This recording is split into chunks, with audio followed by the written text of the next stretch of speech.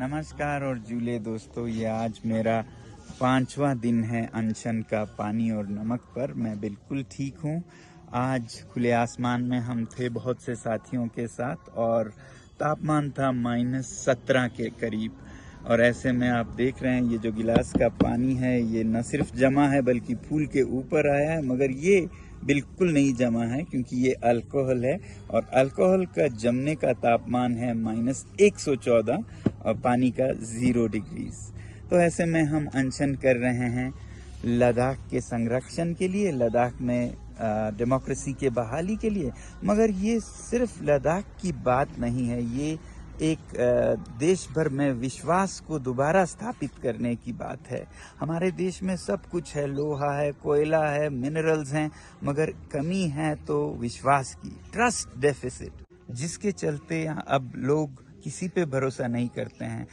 जनता नेताओं पर भरोसा नहीं करती, नेता अपने साथियों पर भरोसा नहीं करती और इलेक्शन प्रोसेस पर ही अब विश्वास उठ रहा है, इलेक्ट्रॉनिक वोटिंग मशीन्स पे विश्वास उठ रहा है। और ऐसे में फिर नेताओं से सीख के लोग भी फिर बिजनेसेस में भरोसा नहीं करते हैं, वादे तोड़ देते हैं। तो लद्दाख के साथ भी कुछ ऐसा ही हुआ। 2019 में हमसे वादा किया गया सरकार ने इलेक्शन मैनिफेस्टोज में खुलेआम लिख के कि लद्दाख को 6वें शेड्यूल में संरक्षण दिया जाएगा। और ये मैनिफेस्टो सिर्फ जुबानी नहीं थे, ये लिखित में आप देख रहे हैं उनकी तरफ से वादे जो लिखित में थे। और 2020 तक फिर वो भूल गए ये वादा। फिर जब दूसरा चुनाव आया हिल काउंसिल का, तो लोगों ने यहाँ पर कहा कि हम चुनाव में हिस्सा ही नहीं लेंगे अगर इस तरह से होता है, तो उन्होंने बॉयकॉट करने का फैसला हुआ। इस पे सरकार ने स्पेशल एरोप्लेन, विमान भेजकर हमारे नेताओं को दिल्ली ले गए और वहां पर उनसे विनती की। और हमारे नेता भी बहुत भोले भाले होते हैं, उन्होंने विश्वास किया और वापस आ गए कि वो सब ठीक करेंगे। और यहाँ पर आके उन्होंने फिर से भारी बहुमत से रूलिंग पार्टी को जिताया, संसदीय चुनाव में भी और हिल काउंसिल में भी। फिर उसके बाद सरकार ने बिल्कुल भुला दिया इसको, 4 सालों के लिए टालम टोल करते रहे। और अब 4 मार्च को उन्होंने साफ साफ कह दिया, ना हम आपको लोकतंत्र देंगे, ना ही संरक्षण 6 शेड्यूल में देंगे।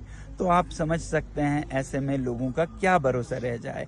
अब लोग यहाँ पर फिर से कह रहे हैं कि संसदीय चुनाव को आने वाले हम बहिष्कार करेंगे, बॉयकॉट करेंगे। मगर ये सिर्फ लद्दाख की बात नहीं है, पूरे देश की बात है। अगर इलेक्शन मैनिफेस्टोस के साथ यही हाल होता रहा तो लद्दाख एक उदाहरण बन जाएगा हर नेता के लिए कि कोई भी वादा कर लो, कोई जरूरत नहीं है पूरा करने की। मगर अगर लद्दाख के लोगों ने किसी तरह सरकार से ये मनवाया कि वो वादे पूरा करे, तो फिर एक अच्छा उदाहरण बनेगा 50 साल तक की जो नेता वादे करते हैं उन्हें हमें पूरा करवाने का भी साधन है। तो लद्दाख का ये जो आंदोलन है बहुत ही क्रूशियल है ट्रस्ट डेफिसिट को खत्म करने के लिए भारत में।